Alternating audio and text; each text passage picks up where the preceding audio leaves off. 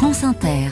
Les chroniques littorales nous emmènent ce matin à Nausicaa, à Boulogne-sur-Mer. Bonjour José-Manuel Lamarque. Bonjour Mathilde Munoz. On y trouve un incubateur de start-up dédié au monde maritime. Nausicaa, le Centre national de la mer, centre de culture scientifique qui sensibilise aux liens qui unissent l'homme à l'océan. Tous les amoureux de la mer et de l'océan, les mammifères marins, des poissons, aiment Nausicaa. Seulement voilà, à Boulogne-sur-Mer, Nausicaa, c'est aussi le Blue Living Lab. Et pour en parler avec nous, Christophe Sirugue, qui est le directeur général de Nausicaa.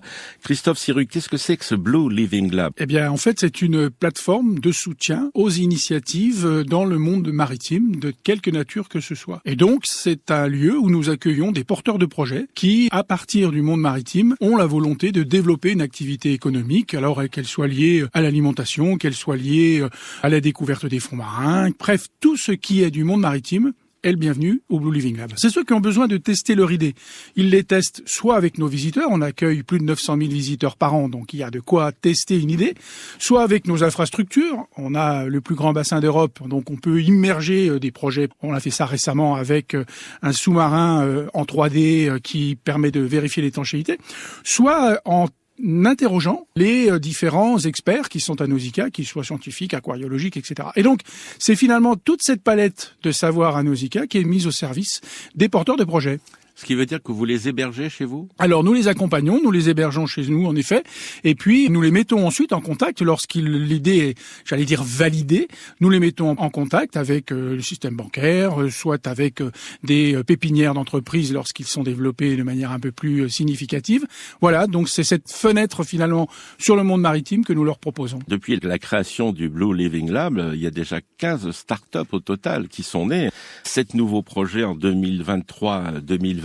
Par exemple, Pictom, ce sont des caméras dans les bassins de Nausicaa pour la reconnaissance des espèces. Oui, alors ça c'est un enjeu extrêmement important parce que évidemment il y a bien sûr des éléments de présentation, des espèces qui sont dans les bassins, sauf qu'avec votre téléphone, en regardant un poisson, vous pourrez immédiatement savoir quel poisson il s'agit, comment il s'appelle, le nom latin, des informations. Ça c'est vraiment fait pour les aquariums, quoi. Complètement, c'est fait pour les aquariums. Bon, d'accord. La transformation des moteurs de bateau en moteurs électriques, ça s'appelle WinNav. Alors WinNav, en effet, c'est une start-up avec laquelle nous travaillons beaucoup parce qu'il y a un enjeu de reconversion des navires en navires électriques. Donc, il faut évidemment vérifier qu'on puisse le faire.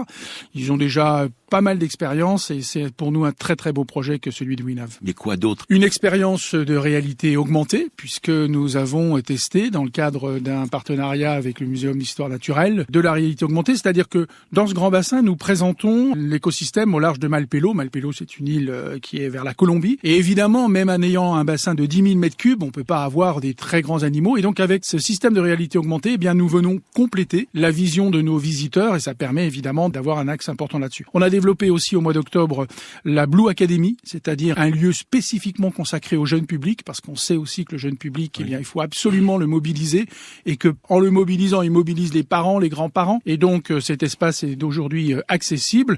Et puis il y a bien sûr 3 expositions permanentes, il y a également nos lions de mer, nos manchots. Et les 3 expositions? Alors, la première, c'est sur la haute mer. La deuxième, c'est les rivages et des hommes, c'est confrontation. Et puis, la troisième, c'est dans l'œil du climat, c'est-à-dire qui fait le constat des évolutions climatiques, notamment, et leurs impacts sur le monde marin, avec l'importance, et on le fait d'ailleurs dans le soutien, avec le fonds de dotation de Nausicaa, des opérations qui sont menées, par exemple, de rétablissement de mangroves dans certains endroits, ou des prairies marines chez nous, parce que nous savons que ce sont des éléments qui participent de cette protection de l'océan auquel nous sommes tant attachés. Nausicaa, les jours d'ouverture? Tous les jours. Tous les jours? Tous les jours, de 9h30 à 18h30, il n'y a pas de coupure. Merci à vous, Christophe Sirugue. Un site internet Nausicaa avec 2 A à la fin, .fr. À demain, Mathilde Munoz. À demain, José-Manuel Lamarque.